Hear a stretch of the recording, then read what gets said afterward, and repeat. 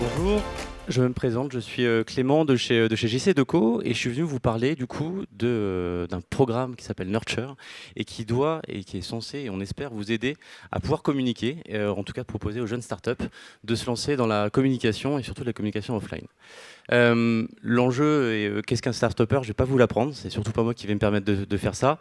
En tout cas, effectivement, souvent la start-up, c'est une entreprise qui commence, qui débute dans la vie et qui a besoin de grandir, qui a besoin de rapidement pouvoir monter des échelons et qui forcément, à un moment, va devoir rentabiliser ses investissements, commencer à faire du business et donc penser à son ROI. C'est assez légitime lorsqu'on commence à travailler, à communiquer, de se dire que quand on investit 1 euro, on veut savoir précisément combien on veut en récupérer. Mais c'est vrai qu'il y a un moment où il faut pouvoir aussi être une marque, générer quelque chose auprès du consommateur et du coup influencer très tôt l'audience. Et c'est en ça effectivement qu'on essaie aujourd'hui d'accompagner les jeunes marques. Tout simplement, et pour ceux qui font du marketing, c'est le branding, et c'est donc de pouvoir allier à la fois un côté transactionnel et un côté branding qui va être rapidement un accélérateur de notoriété. Il y a des marques qui sont aujourd'hui connues et reconnues. Je pense que quand vous êtes à la maison, vous n'utilisez pas un essuie-tout, mais du sopalin. Quand vous faites vos courses, vous poussez pas un chariot, mais plutôt un caddie. Et puis il y a un tas d'exemples comme ça, jusque plus récemment au VTC, communément qu'on peut appeler Uber sans vexer les autres. Ça, c'est pas moi qui le dis, c'est le DG de Twitter qui disait: la principale bataille à mener aujourd'hui, c'est celle de l'attention. Et effectivement, on est toutes et tous ultra sollicités. On a quelques chiffres aujourd'hui sur la course à l'attention, que ce soit publicitairement, ce qui fait qu'aujourd'hui, effectivement, face aux médias, il peut y avoir une certaine défiance. Et c'est aujourd'hui en ça qu'il faut pouvoir rassurer, faire connaître son activité. Et puis il y a aussi, et peut-être que certains dans la salle en ont, une utilisation des adblockers qui est de plus en plus forte. On parle de 30% en moyenne sur la population. Et puis dès qu'on commence à aller sur des tranches d'âge de plus en plus jeunes, le chiffre augmente. Et donc on voit que les jeunes générations, très tôt, essayent de s'affranchir en tout cas de la publicité sur Internet pour pouvoir du coup être un peu plus libre de ses actions sur son mobile ou sur son ordinateur. Et puis il y a aussi d'autres challenges qui sont en train de s'annoncer. De plus en plus de foyers s'équipent de Google Home, d'Alexia. Et donc forcément, d'ici 2020, on peut considérer que la plupart des recherches qu'on fasse sur Internet, elles seront vocales. C'est-à-dire que typiquement, quand je commanderai des piles, je dirais à Alexa, bien sûr, Alexa, envoie-moi des piles, LR je ne sais combien. Et puis si on ne sait pas qu'il me faut telle marque ou telle marque, c'est peut-être des piles Amazon qui arriveront. Parce que du coup, effectivement, la marque la plus forte l'emportera. Si je m'appelle Energizer et que lorsque j'ai besoin de piles, je dis je veux des piles Energizer, et effectivement, c'est des Energizer qui arriveront à la maison. Donc c'est pour ça que très tôt, il est important de pouvoir faire connaître sa marque, marquer entre guillemets son territoire et pouvoir du coup se faire connaître. Du coup, vous avez dit branding. Qu'est-ce que finalement le branding? C'est pouvoir allier à la fois un côté émotionnel, et on va voir quelques exemples, et puis toujours, bien évidemment, conserver cette partie très héroïste avec un côté transactionnel. Parce que bien évidemment, faire du business sans transaction, c'est toujours très compliqué. Il y a une marque, je ne sais pas si vous la connaissez, je ne sais pas si vous avez reconnu quelle marque communique sur ce visuel-là. Elle communique depuis plusieurs années avec ce type de visuel-là. Alors tout le monde a reconnu Quick, je pense. On est d'accord, voilà. Et non, effectivement, McDonald's, bien évidemment, investit des sommes considérables en digital. Encore une fois, pour faire du drive to store, pour faire du transactionnel ou pour faire venir les gens dans leur magasin. Mais ils ont aussi besoin de communiquer sur de l'émotion. Et on le sait, McDonald's, c'est une enseigne qui peut parfois être décriée sur certains sujets. Et clairement, lorsqu'ils font ce type de campagne-là, quand ils communiquent aussi sur des anciens dessins animés, c'est une campagne qu'ils ont également faite pendant toute l'année 2019. Clairement, ils font appel à notre émotion et ils vont conjuguer du coup comme ça la partie gauche, la partie droite du cerveau pour réussir à la fois à nous donner envie et à la fois pour se faire aimer. Une autre marque un peu plus jeune, certains peut-être ont eu recours à cette entreprise qui s'appelle Adopte un mec, qui s'est lancée comme beaucoup d'autres dans les années 2012-2013, et qui, ou 2010 on va dire, et qui rapidement s'est dit qu'ils allaient communiquer, eux, en communication extérieure. Donc on a eu la chance d'être un de leurs premiers partenaires. À l'époque, ils avaient plutôt des visuels sur, si vous vous en souvenez, du Adopte un roux, Adopte un moustachu, Adopte un vieux, donc plutôt sur un trait humoristique. Et puis rapidement, ils ont converti la communication. Ils avaient cette chance, c'est d'avoir aussi un logo très fort qui en disait beaucoup. Et ils ont pu du coup aller sur une communication beaucoup plus épurée, en ne prenant dans un premier temps que le logo et la marque, et puis au fur et à mesure retirer carrément la marque pour aujourd'hui avoir une communication uniquement centrée sur leur logo. On a observé, nous, chaque année, on faisait des tests avec Adopte un mec au niveau de l'attribution, pour savoir quelle était l'attribution sur chaque campagne. Et vous avez les scores là qu'on partage avec vous, où on peut voir qu'effectivement, à partir de 2014, on a connu un vrai bond. Bien évidemment, lorsqu'ils ont uniquement utilisé le logo, il y a eu un petit creux dans la vague. Et puis très rapidement, l'attribution a augmenté et aujourd'hui cartonne à chaque prise de parole. C'est plutôt un très bel exemple qu'on a là. Et puis depuis, de nombreuses startups font recours à la communication extérieure pour à un moment se faire connaître, aller justement passer un stade supérieur et installer la marque dans le quotidien des consommateurs. Un exemple sur lequel on aime s'attarder, c'est celui de Frishti. Là encore une fois, sur un secteur très concurrentiel. Tout le monde connaît Deliveroo, tout le monde connaît Uber Eats, qui sont aujourd'hui des mastodontes sur ce secteur-là. Et puis Frishti, à un moment, a fait un constat sur sa notoriété en se disant qu'effectivement, sa notoriété n'était pas forcément au plus haut et qu'elle avait besoin de communiquer. Donc là, encore une fois, elle a choisi la communication extérieure et les résultats donc, sont partagés. Elle a connu effectivement un nombre d'acquisitions assez conséquent. Et puis surtout, elle a pu aussi développer sa notoriété. Et en sachant que ce qui est intéressant autour de Frishti, c'est qu'en plus, Frishti a des valeurs, a des produits qui sont différents de sa concurrence. Et c'était important pour elle de prendre la parole de manière un peu plus massive. On a une autre startup qui est aujourd'hui présente, qui s'appelle Funky Veggie et qui va nous rejoindre en la personne de Camille et qui justement a fait ce bond à un moment du 100% digital pour arriver, pas dans la rue, mais dans le métro.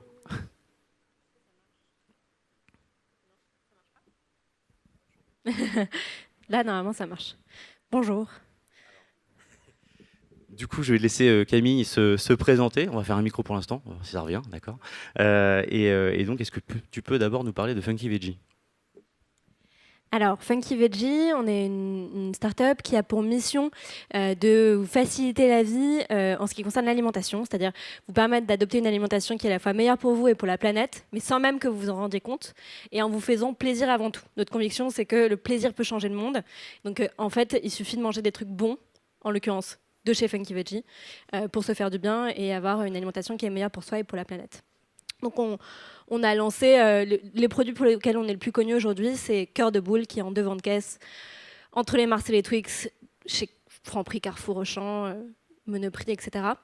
Qui sont des snacks naturellement sucrés, très très gourmands, mais sans rien de bizarre à l'intérieur, sans sucre ajouté, sans colorant, sans conservateur.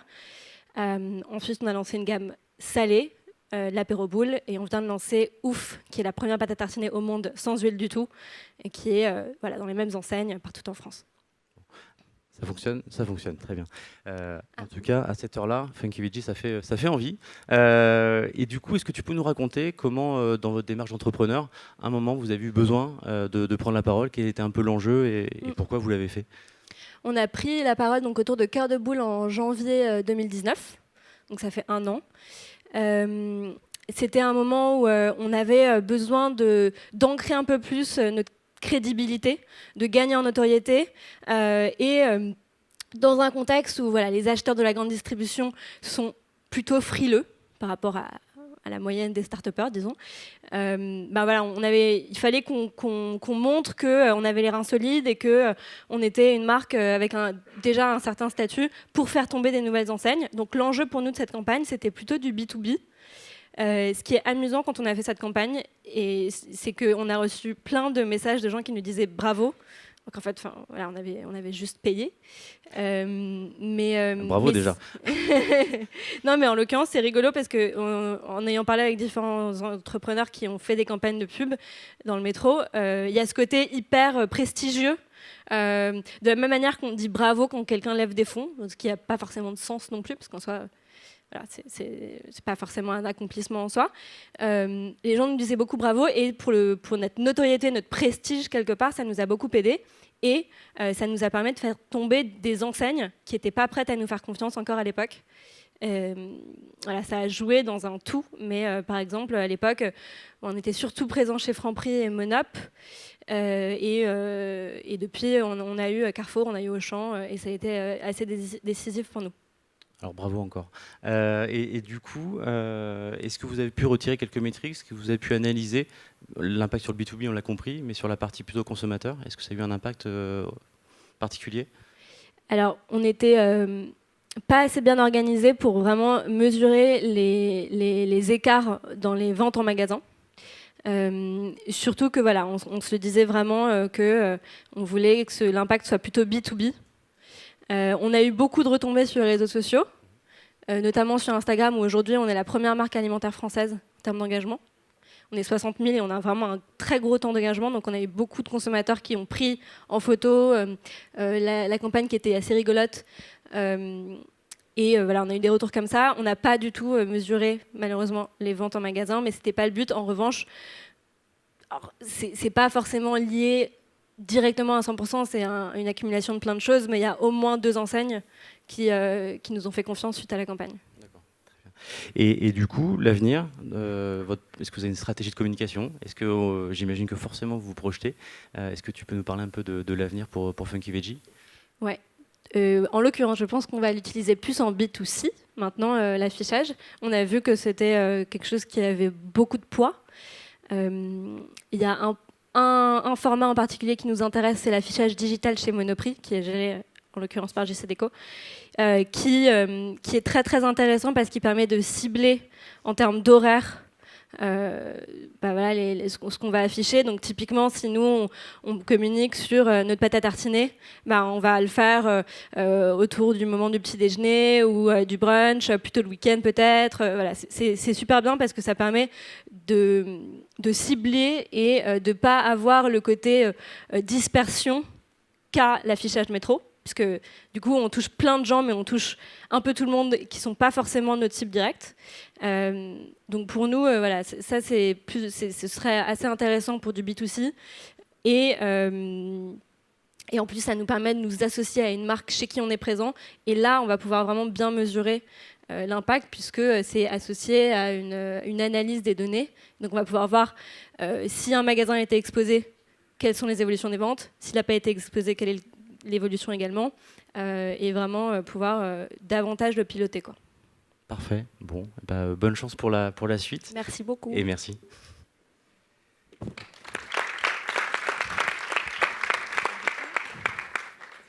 Du coup, si JCDecaux peut accompagner ces startups, c'est, je l'ai dit en préambule, à travers un programme qui s'appelle Nurture.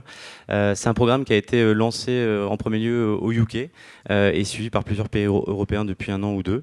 Alors, je ne sais pas si tout le monde connaît JCDecaux. C'est vrai que quand on parle de JCDecaux, ça évoque toujours quelque chose.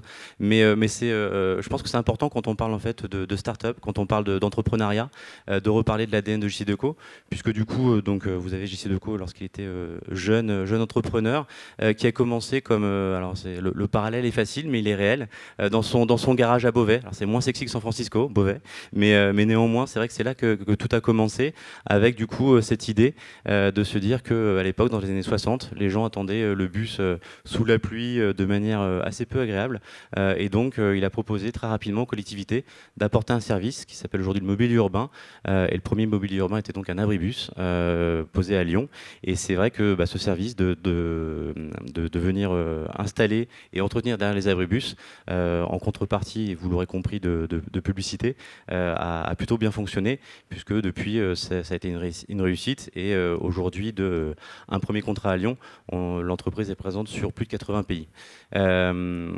Néanmoins, JCDecaux, malgré tout, de par effectivement peut-être cette taille qui a grossi, a aussi besoin à un moment de faire du branding. Et c'est vrai que depuis plusieurs années, la communication, le marketing se pose la question de comment réaffirmer le média, comment faire que JCDecaux soit une marque à part entière. Et on s'est dit du coup avec les équipes que ça pouvait être intéressant de partager avec vous un film qui justement remet un peu en scène JCDecaux et notamment la fonction de JCDecaux. La ville est un spectacle. Un spectacle qu'on aime, qu'on admire, qui nous émeut, nous interpelle. Un spectacle populaire et fascinant. Faites partie de ce spectacle. Montez sur scène. Une scène pour trouver votre public, toucher vos spectateurs au plus près, les faire vibrer, les surprendre, les rassembler. Une scène qui vous révèle et vous raconte de manière innovante. Une scène qui vous offre le premier rôle dans les meilleurs décors. Une scène qui vous apporte la notoriété. Cette scène est à vous. JC Decaux, les plus belles scènes de la ville. Donc voilà, et c'est vrai que c'est assez, on va dire, atypique qu'une entreprise du B2B comme ça fasse cette démarche d'avoir une vraie plateforme de marque affirmée, et surtout que par la même occasion, elle puisse réaffirmer aussi un média à part entière. Du coup, Nurture, vous l'aurez compris, c'est un terme anglais qui a plusieurs traductions, parce qu'il n'y a pas une traduction précise en anglais, donc on a mis tout ce que ça pouvait évoquer. Et donc l'idée de Nurture, c'est assez simple, c'est-à-dire que vous êtes une start-up, et comme beaucoup, vous avez une bonne idée, que vous allez développer, que vous allez essayer de propager. Et puis à un moment, c'est ce qu'on dit depuis le début, il va falloir le faire savoir. Donc c'est à ce moment-là qu'on va essayer de vous accompagner, de vous offrir les meilleures solutions et le meilleur accompagnement pour que votre idée, votre service devienne, en tout cas, ou votre produit, comme Funky Veggie, devienne une marque à part entière. Comment ? De 3 manières. On va pouvoir vous proposer dans un premier temps, un accompagnement sur des leviers créatifs, puisque forcément, on va essayer de vous faire bénéficier de la connaissance qu'on peut avoir du média et de ses codes. On va également pouvoir, lorsqu'on peut, vous accompagner sur des sujets data, où en gros, on va vous donner des enseignements sur un marché, sur des best practices ou des choses comme ça. Et puis, quelque chose qui est non négligeable, mais qui est une vraie volonté de l'entreprise, c'est d'apporter aussi sur le média une subvention qui va permettre effectivement d'avoir un tarif, là encore, adapté à votre expérience et à aux jeunes entreprises que vous êtes. L'idée, c'est du coup, ce matin ou ce midi, de faire un arrêt sur le sujet de la créa, puisqu'on a eu un très bel échange et du coup, une histoire qu'on voulait partager avec vous, avec une entreprise qui s'appelle Lavoir Moderne et que j'invite également à me rejoindre. Donc, idem, Pierre-Henri, Alphadio. Bonjour. Bonjour à tous. Je vous invite aussi à nous présenter Lavoir Moderne. Je ne suis pas sûr que tout le monde connaisse encore, même si on vous a beaucoup vu en 2019. Mais ça peut être intéressant que vous nous disiez ce que vous faites tous les jours. Alors oui, bonjour à tous. Donc on est les 2 cofondateurs du Lavoir Moderne. On s'est attaqué au marché de la corvée de linge, avec les draps qui sèchent sur les portes ou les chemises qui sont repassées sur la table. Donc on a créé une solution en 2012 qui propose un service de retrait à domicile en express avec des scooters électriques spécialement conçus pour ça. Et ensuite on prend vos vêtements, on les traite dans une usine qui est à Saint-Ouen-l'Aumône, qui fait 3500 m², qui traite de manière beaucoup plus écologique et qualitative. Et ensuite on vous envoie un petit SMS pour vous dire que c'est prêt et vous pouvez vous faire livrer en 30 minutes tous les jours sur Paris pour l'instant. Voilà. Super, super. On peut, du coup, quand on s'est connus, vous nous aviez partagé, lorsqu'on s'était rencontrés, qu'il y avait un enjeu autour de la créa. Est-ce qu'on peut revoir un peu quelles étaient les premières créas ? Alors, c'est vrai qu'au début, on était une petite boîte, on s'est beaucoup concentré sur nos outils logistiques et de production. Le marketing, c'était pas vraiment notre fort, on va dire. Donc, on a été très heureux d'être appuyé par votre agence de créa, qui nous a permis de remettre à jour nos logos, nos couleurs, et déterminer une stratégie de communication bien définie, quoi. Très bien. C'est vrai que quand on est une équipe de développement d'un projet quel qu'il soit, on demande un petit peu aux créateurs d'être des espèces de couteaux suisses qui savent tout faire. Depuis la conception du produit, sa mise en œuvre, jusqu'au marketing dans la vraie vie. On a souvent une spécialité, mais on ne sait pas tout faire. Et ce que le Lavoir Moderne a fait dès le départ, c'est s'entourer d'experts de différents métiers et des différents sujets. Autant pour toute la partie industrielle, qui est un gros sujet pour nous, puisqu'on sort de 5 années de développement technologique et sur plein de sujets qui vont depuis le tri automatique des vêtements jusqu'à la traçabilité, le séchage. Enfin, il y a beaucoup de technologies. Nous, en gros, on lave le linge exactement comme vous le faites à la maison, mais on le lave dans des machines qui font 18 mètres de long, 4 mètres de haut. Et on repasse 200 chemises par heure quand vous en repassez 5-6 avec un peu d'enthousiasme. Donc tous ces efforts, tous ces sujets qui sont très techno nous ont beaucoup absorbés et ont constitué l'essentiel du savoir-faire de notre équipe. Et puis quand est arrivé le moment de commencer à vendre la marque maintenant, parce que le produit approchait de sa maturité, il a fallu qu'on se tourne, qu'on cherche un petit peu qui pouvait nous aider à d'abord faire du branding, puisque avant de vendre, on a un sujet B2C, on a un sujet grand public. Donc avant de vendre, il faut de la confiance. Et que pour que cette confiance vienne, il faut que la marque soit connue pour un petit peu casser les habitudes, puisque nous, le 3% seulement du vêtement est entretenu hors du domicile, hein, 97% est fait à domicile. Le vêtement, c'est quelque chose de très personnel. Donc avant de vous confier leurs habits, les gens ont besoin d'avoir confiance. Voilà.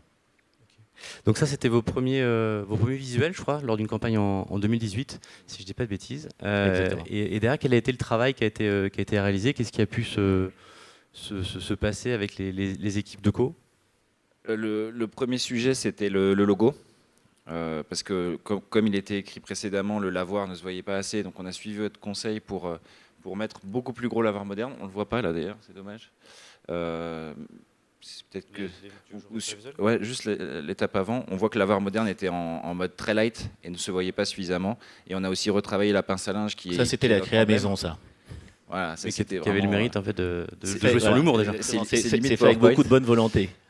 Et effectivement, le logo se voyait pas assez. Quand vous regardez une affiche de loin comme ça, vous voyez uniquement moderne. Donc on nous a conseillé de mettre en gros lavoir moderne et c'est ce qu'on a fait. Voilà. Vous le verrez dans une autre créa probablement plus tard. C'est ça, c'est-à-dire que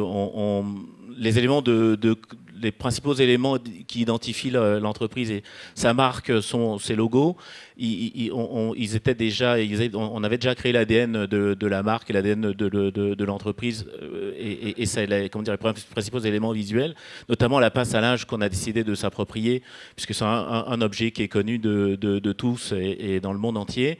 Et puis le lavoir, alors ça c'est plutôt typiquement français quand on dit lavoir, et on imagine qu'en termes d'internationalisation, lavoir, ça va pas être forcément aisé à dupliquer, mais on travaille encore sur le sujet. Toujours est-il que, effectivement, comme le disait Pierre-Henri tout de suite, dans nos affiches, les gens lisaient surtout moderne, et c'était pas l'idée. Donc, avec les équipes de Nurture, on s'est lancé dans un travail de réflexion, et derrière ça, ils nous ont livré un certain nombre de pistes qu'on va peut-être voir maintenant. Oui, tout à fait.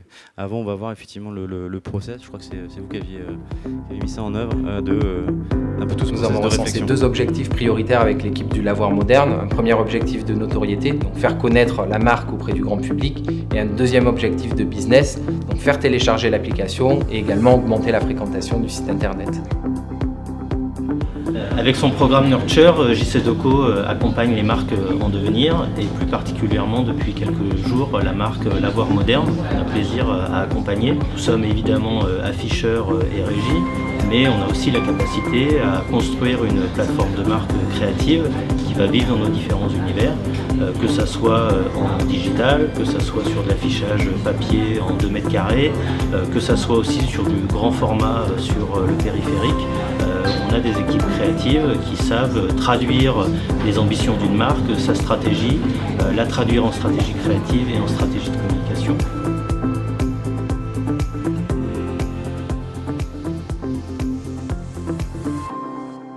Du coup, il y a eu un travail qui a été fait, on l'a vu, c'était très studieux d'ailleurs, bravo. Et derrière, il y a eu plusieurs pistes créatives, je crois, qui ont été sorties par les équipes du studio. Et il a fallu faire un choix. Est-ce que vous pouvez nous expliquer un peu quelles étaient les pistes et qu'est-ce qui vous a inspiré? Quand on est une start-up comme nous, on se pose beaucoup de questions pour savoir effectivement quelle est la bonne stratégie pour toucher notre public et démocratiser notre service. On a du coup eu la chance, avec vos différentes propositions, de voir le positionnement qu'on allait prendre. Et sur cette campagne, la première, on s'est dit, prenons pas de risques.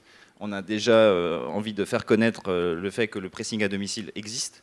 Donc soyons simples, on a fait une campagne très basique, on met en avant notre scooter qui donne une notion de rapidité de service, le prix, parce qu'on a des prix très compétitifs, notamment avec la chemise à 1,50 € et le linge au poids à 2,50 € le kilo. Voilà, faisons simple, à l'image de tout à l'heure des autres entreprises qu'on a vues, progressivement on va essayer de se détacher de notre image, mais on a été très basique. pour faire une communication, c'est Lavoir Moderne, c'est le pressing à domicile. Voilà, Très bien. c'était l'objectif. Donc du coup, je crois que si je dis pas de bêtises, l'option qui a été sélectionnée, c'était la première, justement sur le se faire plaisir. Et puis du coup, effectivement, vous avez pu mener une campagne un peu partout, en région parisienne du moins. Et est-ce que cette campagne elle vous a permis justement de grimper en notoriété, d'avoir des résultats plus probants? Ah, tout à fait. L'objectif, c'était vraiment gagner en notoriété pour que notre marketing digital soit plus efficace.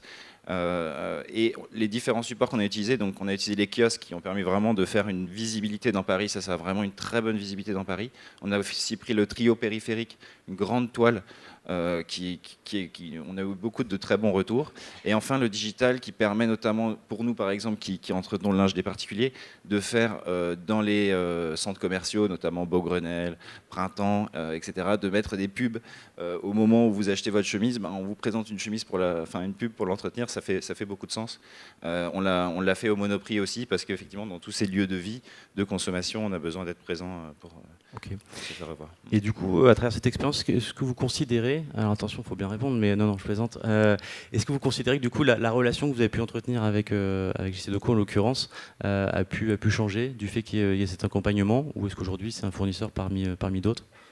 Non, au contraire, JCDecaux s'est détaché, on n'avait pas... Bonne réponse. Non, mais cela dit, sans flatterie aucune, on a lancé un appel d'offres au tout départ, et JCDecaux n'était pas le seul en lice, mais comme je l'ai expliqué tout à l'heure, notre sujet à nous, en tant que porteur de projet, en tant que développeur de projet, c'est de nous entourer des bons partenaires. Un coup sur deux. C'est de nous entourer des bons partenaires pour être certain que dans chacun des champs dans lesquels on lance l'entreprise, on arrive au meilleur résultat possible. Et sur ce champ qui est celui de la notoriété de la marque et du développement de la connaissance de la marque par le grand public, de toutes les offres qui nous ont été faites, JCDecaux a été la seule à nous proposer une offre d'accompagnement, c'est-à-dire qu'on ne se contente pas de nous vendre de l'espace et puis après de nous laisser nous débrouiller pour ce qu'on va mettre. Le message qu'on va porter, JCDecaux nous a accompagnés, comme on l'a vu tout de suite, nous a accompagnés dans le rafraîchissement des fondamentaux de la marque. Bref, poser un certain nombre de choses. Et ça, on ne l'a trouvé nulle part ailleurs. Et pour nous, c'était fondamental parce que on est une entreprise qui est très technologique, donc les temps de développement sont très longs. Le temps d'installation dans l'espace public va être relativement long. Donc on est prêt à des campagnes qui vont durer, qui vont se faire sur le long terme et vraiment rentrer dans le quotidien des habitants, d'abord dans un premier temps des hypercentres. Donc pour ça, il fallait qu'on ait une approche qui soit une approche la plus méthodique, la plus efficace, la plus académique possible. Et c'est ce à quoi JCDecaux nous a aidé avec Nurture. Parfait. Merci en tout cas pour votre témoignage et à Merci très bientôt. Merci à vous.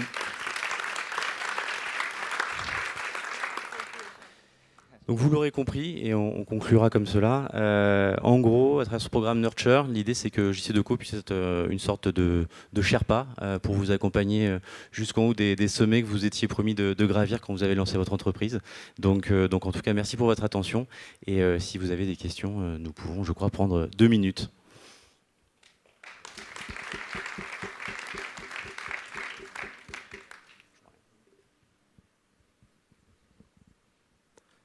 Pas de questions? Si. Je rentre dans le vif directement. Pour avoir une idée, ça coûte combien d'avoir comme ça des affiches C'est plus que le vif là. Ouais. C'est très vif là. En gros, alors là je vous ai présenté cette plateforme de marque. Celle qui était la plateforme de marque précédente, c'était des solutions pour tous, qui portait plutôt bien son nom, puisqu'aujourd'hui, à partir de 2000, 5000 euros, on peut commencer à faire des choses. Bien évidemment, si on veut commencer à avoir un rayonnement parisien ou autre, on va être sur des tickets d'entrée qui commencent à être plus élevés, mais à partir de 2000, 5000 euros, on peut penser des choses qui sont très tactiques, mais en tout cas, on peut commencer à réfléchir.